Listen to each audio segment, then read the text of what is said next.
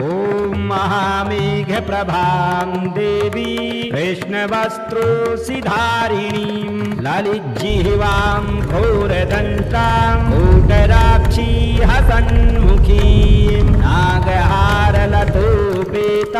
चन्द्रार्घ्यकृतशेखरां द्यां लिखन्ति च तामेकां नीलिमह्नानासवं पिबम् प्रसन्नवदनां सौम्यां नवरत्नविभूषितां नारदाद्यैः मुनिगणैः सेवितां शिवमोहिनीम् अट्टाट्टहासं महाभीमां साधकाभीष्टदायिनीम् ॐ ऐं ह्रीं श्रीं क्लीं गुह्याकालिके ह्रीं श्रीं ह्रीं I am Kali, destroyer of evil, protectress of